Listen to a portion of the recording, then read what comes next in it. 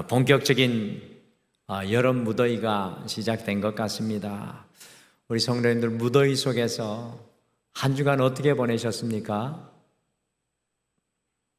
보니까 얼굴이 다 홀쭉해지셨어요. 땀 많이 흘리셔가지고 힘드신 것 같은데 참 무더위가 힘들죠. 요즘 한국의 무더위는 마치 뜨거운 냄비 속에 들어가 앉아 있는 것과 같습니다. 그래가지고 뭐 한 5분도 바깥에 나가 있는 것이 힘들 때가 많이 있는 것 같아요.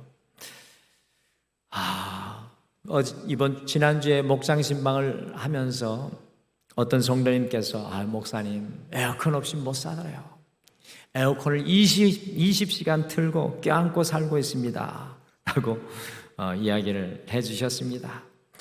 이런 여름 우리가 어떻게 잘 보낼 수 있을까요? 이 여름을 어떻게 잘 보낼 수 있겠습니까? 무더위를 위해 오늘 이 시대는 에어컨을 발명을 했지만 에어컨 없으면 어떻게 살지 알 수가 없습니다. 이 무더운 시대를 위해서 이 시대는 에어컨을 발명했지만 성도인 우리는 오고 가는 모든 시대 속에 우리의 몸과 마음을 시원케 해주는 영적인 에어컨이 있는데 그것이 말씀과 찬양인 줄 믿습니다. 할렐루야. 오늘 우리 그는 여호와 우리 성가대가 찬양을 하는데 3단 고음으로 올라가잖아요. 아멘 하는데 막 가슴이 시원하지 않습니까? 우리 또 반주자 되신 홍건사님이 넘지 못할 산이 있거든 하며 반주를 하며 특송을 하는데 마음이 얼마나 시원합니까? 우리의 마음과 육체의 온도가 올라갈 때 말씀과 찬양의 에어컨으로 나아가 주님께서 주시는 시원함을 누리는 여러분과 제가 되기를 간절히 소망합니다. 그래서 오늘 앞뒤 좌우분들과 이렇게 좀 인사했으면 좋겠습니다. 말씀과 찬양으로 승리하세요. 우리 같이 서로 축복하며 인사하겠습니다. 같이 인사하시죠. 말씀과 찬양으로 승리하십시오. 아멘. 말씀과 찬양으로 어찌하든지 승리하셨으면 좋겠습니다.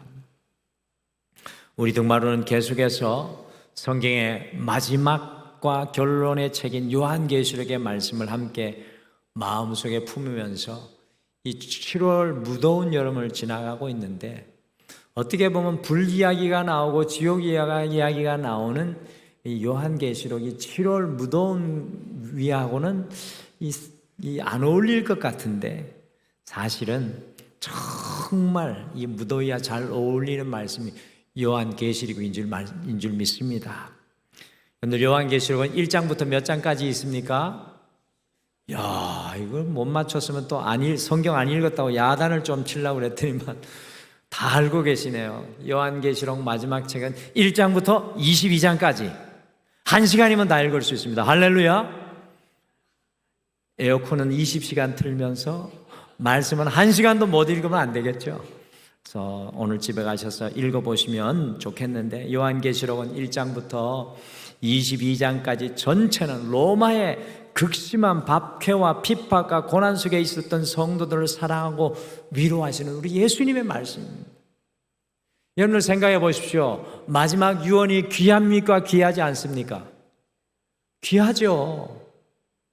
이 성경의 마지막 유언과도 같은 요한계시록 우리가 너무 관심 없이 대할 때가 많습니다. 더 나아가서요, 요한계시록은 모든 시대를 넘어서 환난과 고난과 어려움 속에 있는 모든 성도들을 능히 세우시는 우리 예수님의 위로와 사랑입니다. 요한계시록 보면 6장부터 16장까지 심판이 몇 개가 진행됩니까? 3개가 진행되는 거 어떻게 아십니까? 7인, 7 나팔, 마지막이 뭡니까? 7 대접심판. 우리 원로 목사님 많이 가르쳐 주셨던 거 아닙니까? 이 3개의 심판이 이어집니다. 근데 성경을 읽다 보면 심판의 강도가 점점 세워져요. 그래서 오늘 읽으신 7장 바로 앞장인 6장에서 첫 번째 인봉에서 6째 인봉까지 떼어지자 온 땅에 6장에 보시면 큰 지진이 일어나고 막 하늘의 별들이 우수수 떨어지고 땅이 두루마리 말리듯이 말려가지고 15절에 보시면 땅에서 한가득 하던 사람들, 힘과 권력을 가졌던 모든 사람들이 굴과 산들의 바위에 숨을 수밖에 없었습니다. 그런 심판 중에 두려움과 안타까움으로 사람들이 다음과 같이 탄식합니다. 같이 요한계시록 6장 17절 말씀 같이 읽어보겠습니다. 6장 마지막 절인데요, 같이 읽겠습니다. 시작. 그들의 진노의 큰 날이 이르렀으니 누가 능히 서리요 하더라. 주님의 큰 진노의 날에는 아무도 능히 설 수 있는 사람이 없다라는 것입니다. 그러나 사실 요한계시록의 말씀은 주님의 진노와 심판의 날에 아무도 능히 설 수 없음을 보여주는 것이 아니라 아무리 큰 환난과 심판과 고난과 재난 속에 있을지라도 능히 설 수 있다는 말씀이 바로 요한계시록의 말씀의 핵심입니다. 넘지 못할 산이 있을지라도 능히 설 수 있다는 겁니다. 누가 능히 서리라요라는 6장의 마지막 말씀은요, 반어법적인 표현으로 초대교회 성도를 향해 예수 그리스도를 믿음으로 따르는 사람들은 반드시 능히 서게 될 것이라는 확신이 담겨 있는 말씀입니다. 요한계시록 7장은 일곱 인, 일곱 나팔, 일곱 대접 심판 사이에 삽입된 말씀으로 심판과 고난과 환난 중에서도 어떻게 어린 양이신 예수 그리스도를 따르는 사람이 능히 서게 될 것인지 요한계시록 7장은 우리에게 잘 말씀해 주고 있습니다. 요한계시록 7장은 환난과 고난과 어려움 앞에 서 있는 성도인 우리, 교회인 우리가 능히 서게 될 것을 약속해 주는 말씀입니다. 여러분들, 성도인 우리는 이 땅 가운데 어떤 어려움과 환경이 있을지라도 주님과 함께 능히 서서 살아가는 사람인 줄 믿으시길 바랍니다. 여러분들, 주님 앞에는 모든 사람들이 서셔야 합니다. 할렐루야. 주님 앞에 능히 서서 살아가셔야 됩니다. 그래서 와서 보라 28번째 시간인 오늘은 능히 서리라.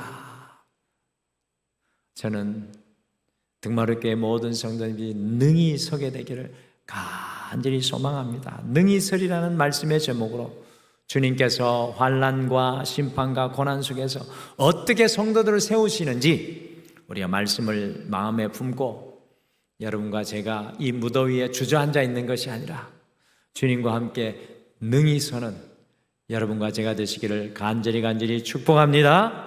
우리의 인생의 현장에서 우리가 어떻게 능히 서서 이기는 성도가 될 수 있겠습니까? 능히 서라. 첫 번째 같이 읽겠습니다. 화면으로 같이 읽겠습니다. 시작. 주님께서 이마에 인치심으로 능히 서게 하십니다. 이마에 인치심으로 능히 서게 하십니다. 7장 1절 말씀해 보시면 내 천사가 이 세상의 땅 네 모퉁이에 서서 동서남북이죠, 사방에서 불어오는 바람을 붙잡아 바람으로 하여금 땅에나 바다에나 각종 나무에 불지 못하도록 그 바람을 꼭 붙잡고 있습니다. 그런데 2절에 보시면 다른 한 천사가 해 돋는 데에서 올라와 가지고 땅과 바다와 나무를 해야 할 네 천사들을 향해서 다음과 같이 소리를 치고 있습니다. 같이 요한계시록 7장 3절 말씀 함께 읽으실까요? 3절 말씀 같이 읽겠습니다. 시작. 이르되 우리가 우리 하나님의 종들의 이마에 인치기까지 땅이나 바다나 나무들을 해하지 말라 하더라. 아멘. 이 말씀이 초대교회 성도들에게 어떻게 들렸을까? 참 감동이 되었을 것 같습니다. 주님께서 땅의 사방의 네 천사에게 심판의 바람이 불지 못하도록 붙잡게 하시고는 한 천사를 보내어서 하나님의 종들의 이마에 인치기까지, 하나님의 종들의 이마에 인치기까지 땅이나 바다나 나무들을 해하지 말라고 말씀하십니다. 여러분들, 이마에 인을 친다는 말은 무슨 뜻입니까? 지금도 대규모로 소와 양과 말들을 방목하는 목장에서는 그 가축의 소유주가 누구인지 표시하기 위해서 가축의 몸에 도장을 꼭 찍어 놓잖아요. 곧 이마에 인을 친다는 것은 우리가 주님의 소유라는 것을 강력하게 보여주는 것입니다. 우리가 주님의 소유라는 것을 보여주는 것, 이마에 인을 치는 것입니다. 여러분들, 이마에 인을 친다는 것은 구약의 유래가 있는데 출애굽기 12장으로 애굽을 향한 마지막 10번째 재앙을 하나님께서 행하실 때 나옵니다. 애굽의 모든 첫 번째 난 것, 모든 장자들을 죽이시려고 할 때, 재앙을 준비할 때 이스라엘 백성들에게는 어린 양을 잡아가지고 집의 문설주와 임방의 우슬초로 어린 양의 피를 바를 것을 명령을 했습니다. 이것이 무엇을 의미하는 것일까요? 이 집이 주님의 소유이고 주님께 속했다라는 의미입니다. 어린 양의 피로 내가 너를 샀다라는 그런 의미입니다. 주님께서는 2000년 전 환난과 핍박과 고난 속에 있었던 성도들에게 이마에 인치는 것을 보여주면서 어떤 환난과 고난 속에서도 믿음으로 어린 양을 따라가는 성도는 주님의 것, 주님의 소유로 주님께서 반드시 지키시고 보호하고 능히 서게 하실 것을 보여주고 계십니다. 여러분들, 옆에 사람 이마를 한번 쳐다보십시오. 인이 있는 것 같습니까? 옆에 우리 현준이가 오늘 할머니 옆에 앉았는데 현준이 얼마나 잘생겨졌는지. 이마에 인이 있습니까? 양 권사님, 박 집사님 봐도 의심이 가는 듯 자꾸 살펴보는데 우리는 주님의 소유인 줄 믿습니다. 이 고백이 있으셔야 돼요. 우리는 주님의 브랜드입니다. 할렐루야. 여러분들, 4절부터 요한계시록 잘 기억하세요. 요한계시록 7장 4절부터 8절까지 이스라엘 자손의 각 지파 중에 인침을 받은 자들이 몇 명 나오고 있습니까? 14만 4천 명. 12지파 중에 12,000명씩 12지파 하면은 12 곱하기 12 곱하기 1000이잖아요. 그러면 얼마입니까? 다 답을 말해드렸잖아요. 14만 4천 명. 14만 4천 명이 인침을 받은 것으로 나옵니다. 여러분들, 요한계시록에서 이단들이 가장 많이 사용하는 말씀이 요한계시록 7장 4절에서 8절 말씀을 인용을 해가지고 14만 4천의 숫자를 가지고 그 14만 4천이 자기들만이라고 하면서 자기들에게 들어올 것을 미혹합니다. 몰몬교가 그 중에 하나입니다. 통일교가 또한 그 중에 하나이고 JMS라고 불리는 정명석의 무리가 그 중에 하나이고 최근에는 신천지 정거 장막교회가 그 중에 하나입니다. 그 중에 가장 이 교회를 어렵게 하는 게 신천지인데, 신천지가 누구를 전도 대상으로 삼냐면 기존 교회 성도들을 전도 대상으로 삼아가지고 미혹을 하는데, 어떻게 미혹을 하느냐 하면 기존의 교회가 타락하였기에, 기존의 교회와 목회자와 장로와 성도들이 타락하였기에 그 교회에 몰래 숨어 들어가서 목회자와 장로와 성도들이 타락하였다는 것을 비방하며 비판하며 그 교회를 비판하며 그 기존의 교회에서 나와서 인침을 받는 14만 4천 명의 무리 속에 들어와야 한다고 신천지가 미혹을 합니다. 그래가지고 신천지 정거 장막교회의 그 조직이 12지파로 되어 있습니다. 근데 문제는 얼마 전에 신천지 전체 숫자를 몇 해 전에 파악을 했는데 몇 명일까요? 16만 5천 명. 16만 5천 명이 부흥을 해가지고 큰일 났습니다. 기존의 교회 성도들이 다 글로 간 거예요. 어쨌든 웃기기도 하고 가슴 아픈 일인데 16만 5천 명이 돼가지고 14만 4천을 넘어 새로운 해석이 필요하다는 소리가 신천지 안에서 심각하게 일어나고 있다고 합니다. 제가 지난번에도 말씀드렸죠.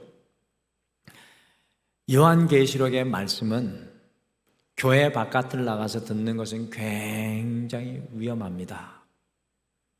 여러분들, 검증되지 않은, 우리 원로 목사님 같이 검증된 분, 그러나 검증되지 않은 목회자가 하는 요한계시록의 세미나를 가서 듣는다는 것은 매우 위험한 일이에요.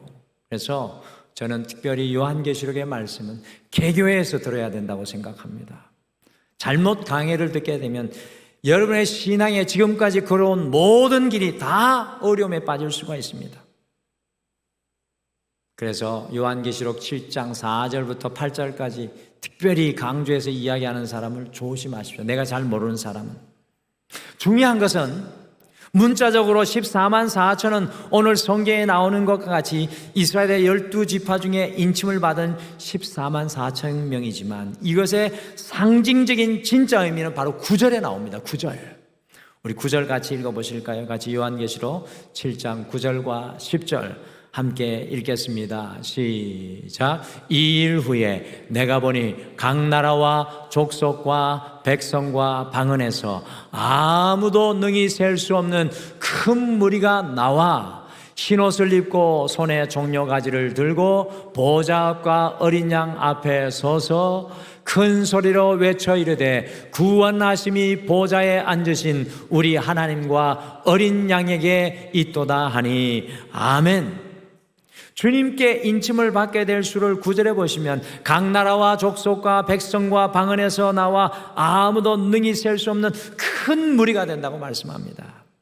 그 이마에 주님의 인침을 받는 사람들이 우레와 같은 큰 소리로 구원하심이 보좌에 앉으신 우리 하나님과 어린 양에게 있도다라고 찬양하고 있는 것입니다.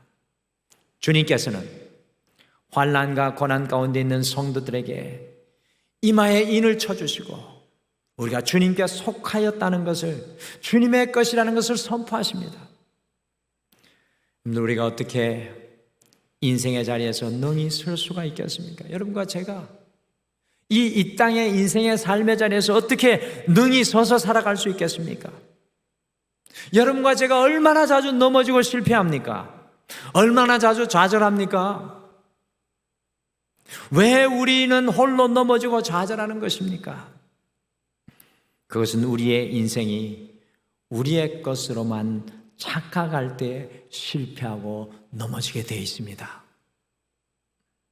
주님께서는 우리의 인생도 삶도 가정도 자녀도 주님의 것으로 인치신 줄 믿으시길 바랍니다. 여러분들, 이 고백이 우리에게 있어야 합니다. 우리의 것이 되면 좌절하고 넘어지지만 주님의 것이 되면 주님께서 책임지실 줄 믿습니다. 주님께서 우리의 주인 되시면 우리는 능히 서게 될 줄 믿습니다. 오늘 이 예배를 드리면서 사랑하는 성도 여러분, 우리가 주님께 인침을 받은 존재임을 깨닫고 여러분과 저의 찬양이 구원하심이 보좌에 앉으신 우리 하나님과 어린 양에게 있도라는 고백이 우리의 삶 가운데 날마다 고백되어지시기를 간절히 축복합니다. 이번 한 주 그래서 끊임없이 우리가 주님의 것이 되고 주님의 소유가 되어서 주님과 함께 능히 서시는 사랑하는 모든 성도님들 되기를 소망합니다. 능히 서라, 두 번째입니다. 우리 같이 읽겠습니다. 시작. 주님께서 장막을 치심으로 능히 서게 하십니다. 아멘. 이마에 인치심을 받고 주님의 것이 되고 소유가 되어 세상 살아갈 때도 여전히 성도인 우리에게는 참 많은 어려움이 있습니다.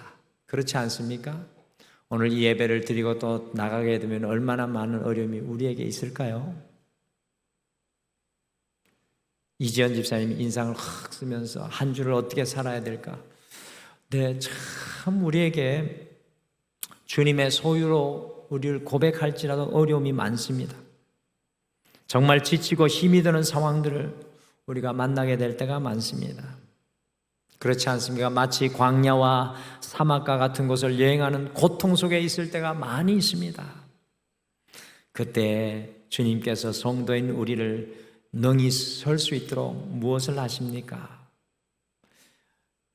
참 이 말씀이 은혜되는 것 같습니다. 같이 요한계시록 7장 15절과 16절 말씀 같이 읽겠습니다. 시작. 그러므로 그들이 하나님의 보좌 앞에 있고 또 그의 성전에서 밤낮 하나님을 섬기매 보좌에 앉으신 이가 그들을 위해 장막을 치시니 그들이 다시는 졸리지도 아니하며 목마르지도 아니하고 해나 아무 뜨거운 기운에 상하지도 아니하리니. 아멘. 아멘.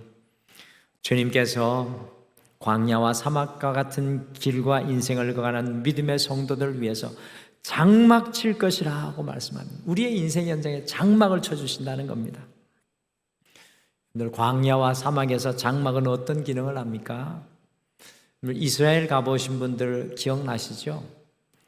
이스라엘에 가시면 햇볕이 피부에 비치는데 햇볕이 얼마나 따갑습니까?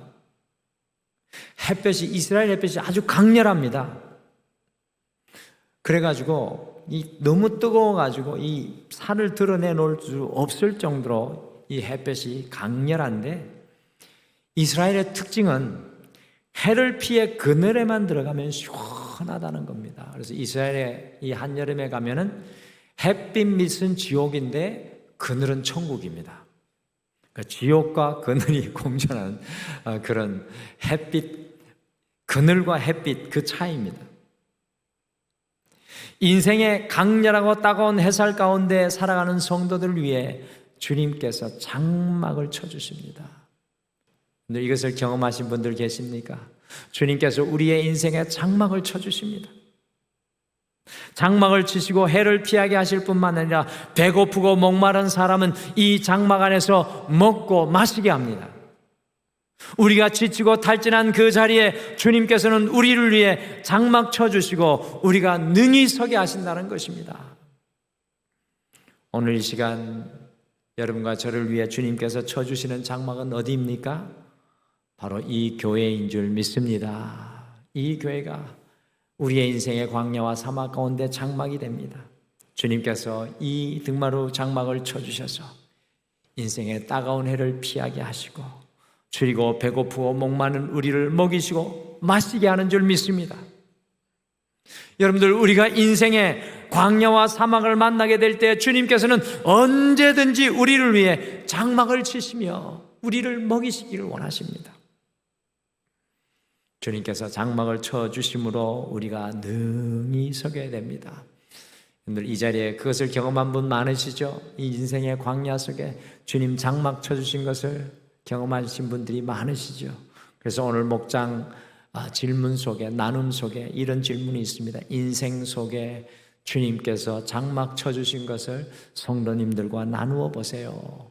우리 목장 나눔할 때 꼭 나누시길 바랍니다. 이번 한 주 우리를 위해, 우리 가정을 위해 장막을 치시는 주님과 동행하셔서 주님 안에 먹고 마시며 이 무더위를 담대하게 이겨내시기를 소망합니다. 마지막으로 주님께서 우리를 능히 세우시는 약속의 말씀이 이겁니다. 같이 읽겠습니다. 시작. 주님께서 목자가 되심으로 능히 서게 하십니다. 아멘. 큰 핍박과 박해와 환난 속에 있었던 성도들을 능히 설 수 있도록 주님께서 무엇을 약속하고 계십니까? 마지막으로 요한계시록 7장 17절 말씀 같이 읽겠습니다. 시작. 이는 보좌 가운데 계신 어린 양이 그들의 목자가 되사 생명수 샘으로 인도하시고 하나님께서 그들의 눈에서 모든 눈물을 씻어 주실 것임이라. 아멘. 어린 양이신 예수님께서 환난과 고난 가운데에서 길을 잃어버린 영혼을 위해서 친히 목자가 되어 주실 것이라고 약속하십니다. 우리는 능히 스스로 쓸 수 없지만 우리의 목자 되신 예수님께서 함께 하시면 우리는 반드시 능히 서게 될 것입니다. 다윗이요, 인생의 수많은 고통과 아픔과 환난을 지나면서 그의 인생의 말년에 모든 성도들의 가장 귀한 유산으로, 가장 귀한 고백으로 고백한 시편이 무엇입니까? 무엇입니까? 시편 23편입니다. 시편 23편은 다윗이 우리에게 남긴 가장 위대한 유산입니다.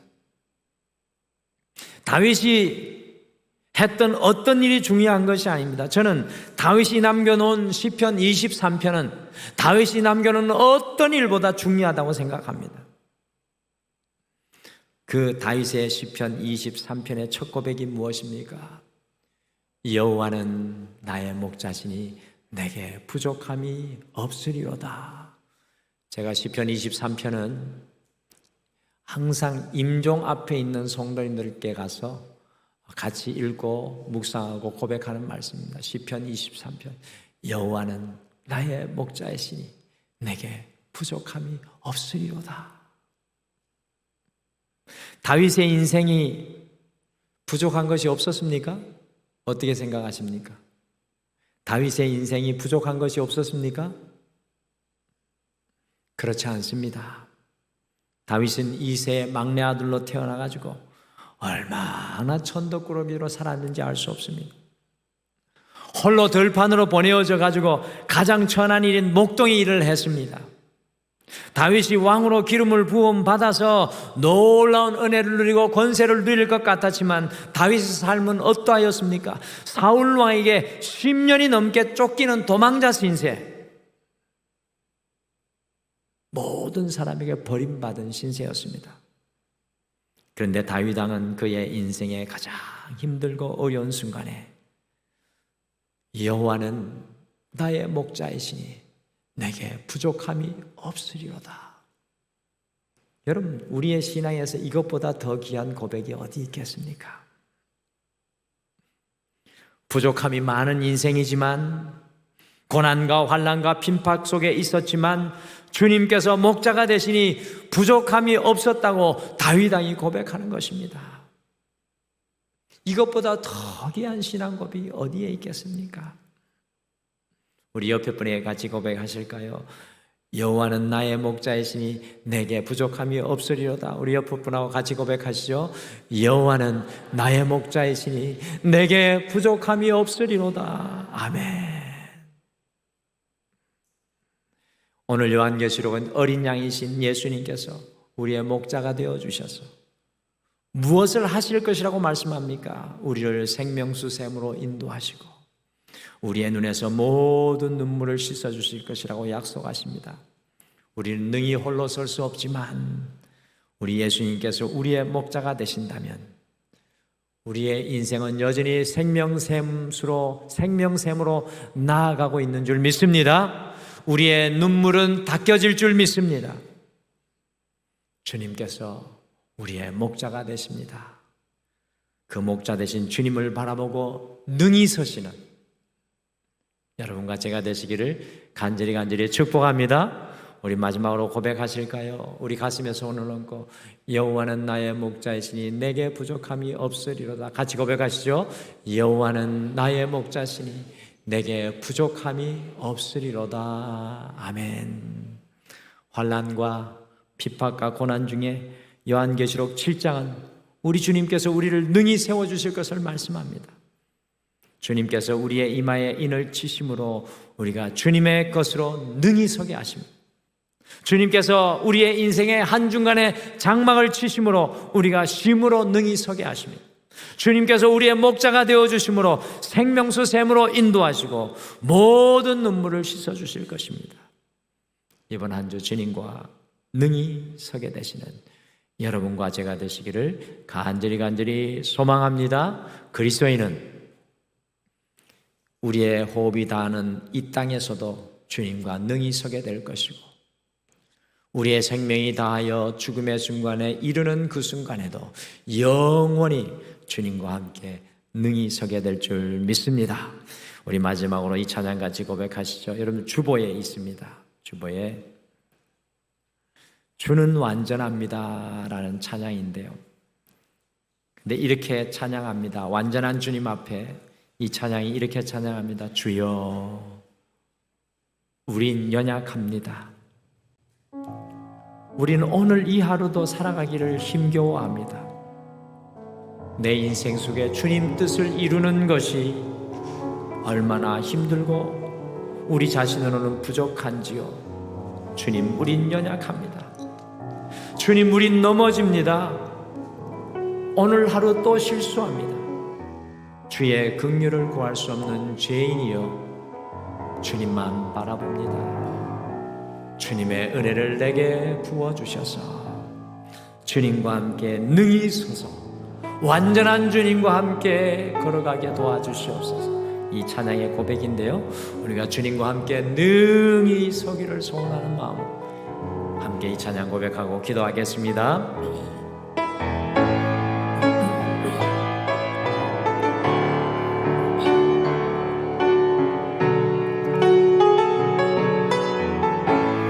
주여, 우린 연약합니다.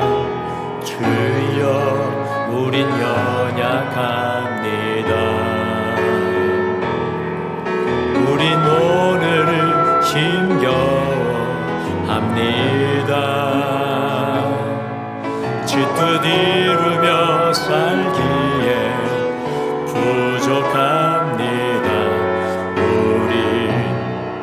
우린 연약합니다. 주여, 우린 넘어집니다. 주여, 우린 넘어집니다. 오늘 하루 또 실수합니다. 주의 긍휼을 구하는 죄인입니다. 우리 주만 바라보. 우리 다시 고백할까요? 주여, 우린 연약합니다. 주여, 우린 연약합니다. 우린 오늘은 힘겨워합니다. 주 뜻 이루며 살기에 부족합니다. 우린 연약합니다. 주여, 우린 넘어집니다. 주여, 우린 넘어집니다. 오늘 하루 또 실수합니다. 주의 긍휼을 구하는 죄인입니다. 우리 주만 바라봅니다. 아멘. 한없는 주님의 은혜 온 세상 위에 넘칩니다. 가릴 수 없는 주 영광 온 땅 위에 충만합니다. 주님만 이기리오니 우린 그 길 따라갑니다. 그날에 우릴 이루시 주는 완전합니다. 한없는 주님의 은혜, 한없는 주님의 은혜 온 세상 위에 넘칩니다. 가릴 수 없는 주 영광 온 땅 위에 충만합니다. 주님만 이기리오니 우린 그 길 따라갑니다. 그날에 우릴 이루시 주는 완전합니다. 사랑하는 성도 여러분, 우리가 살아가는 삶의 연장은 광야와 사막과 같이 우리를 실망하며 좌절하며 넘어지게 할 때가 참으로 많이 있습니다. 그러나 주님께서는 약속하십니다. 너는 연약할지라도 내가 너의 이마에 인쳐 나의 것으로 삼고 너의 인생에 피곤하고 낙심한 그 자리에 나의 장막을 너를 위해 칠 것이며 내가 너의 목자가 되어 너를 인도할 것이다. 오늘 주님 우리에게 약속해 주십니다. 그 주님 말씀 붙잡고 너희 주님 앞에 서기를 소망하며 다 같이 잠깐 함께 기도하겠습니다. 다 같이 기도하겠습니다. 아버지 주님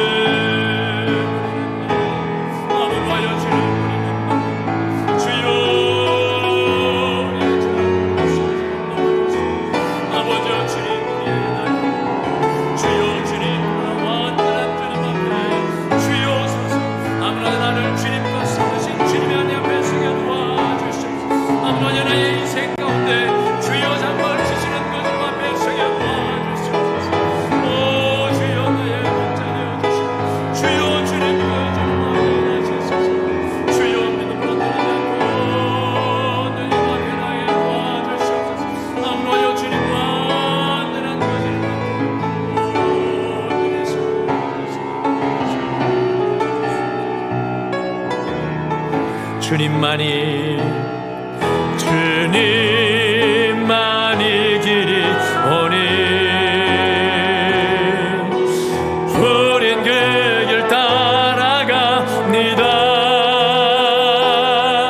그날에 우릴 이루시 주는 완전합니다.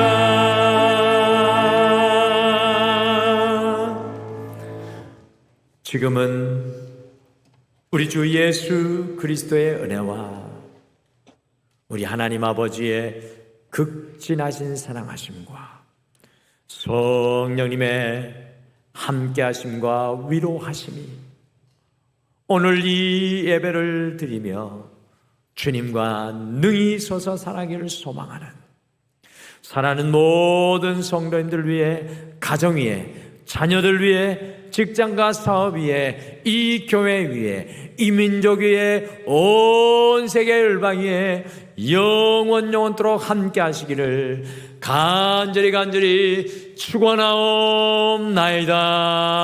아멘.